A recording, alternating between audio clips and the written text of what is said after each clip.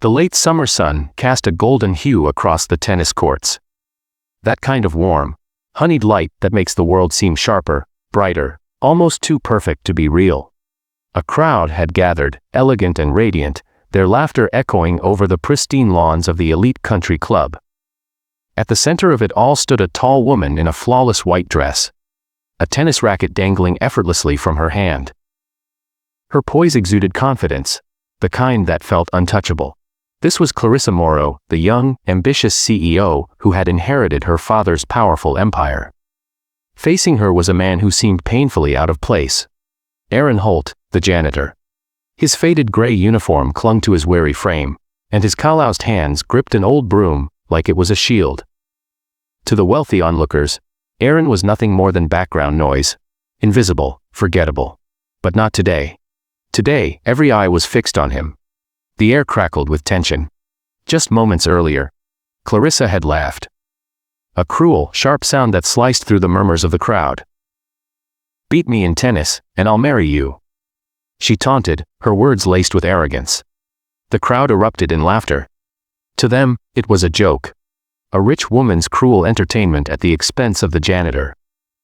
Aaron's face flushed as he stood frozen, broom still in hand. But in those tired eyes, a faint spark flickered, something fierce and unbroken.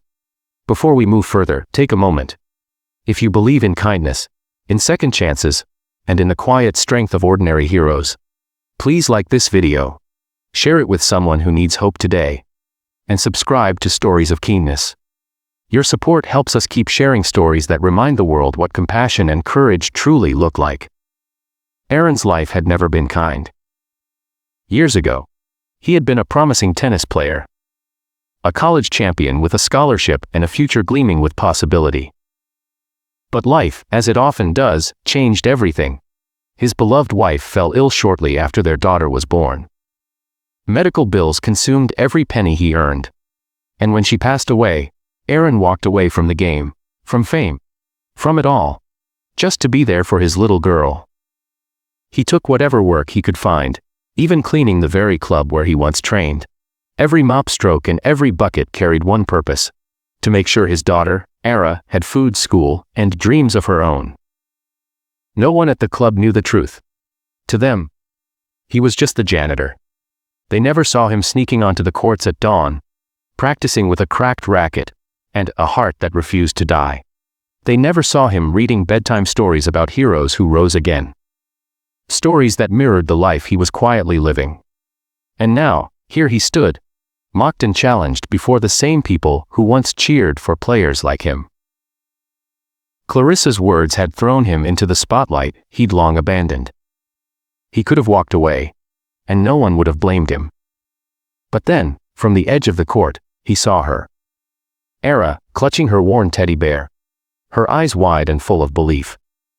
She had always thought her father could do anything. How could he prove her wrong now? Aaron straightened his back, set down his broom, and in a voice steady and calm, accepted the challenge. The staff scrambled to find him a racket. A leftover one from a guest. It was heavy and worn.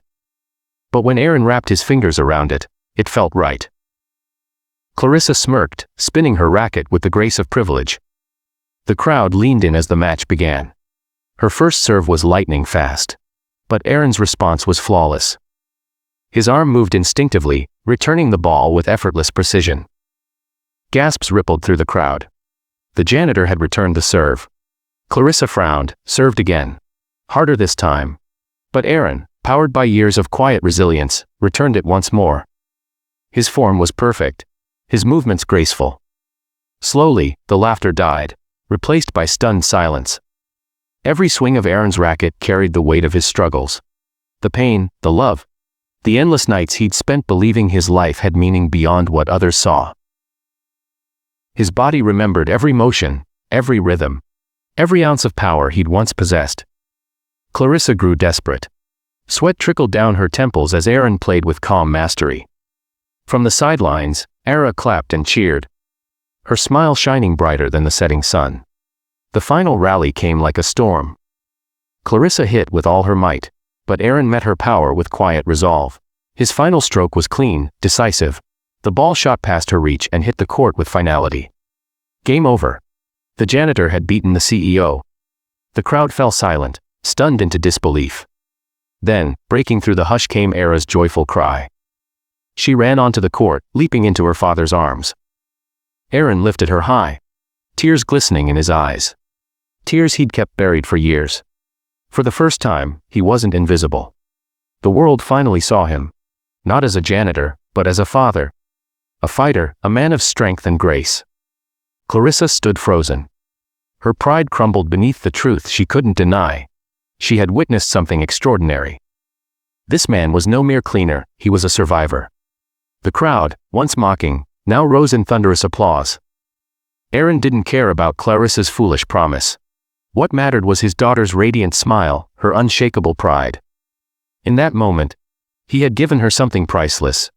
Proof that her father was a hero in every sense of the word. As the crowd dispersed, some offered apologies, others silent handshakes. Aaron accepted none of it for validation. All that mattered was that Era's faith in him had never been misplaced. And that is the beauty of this story.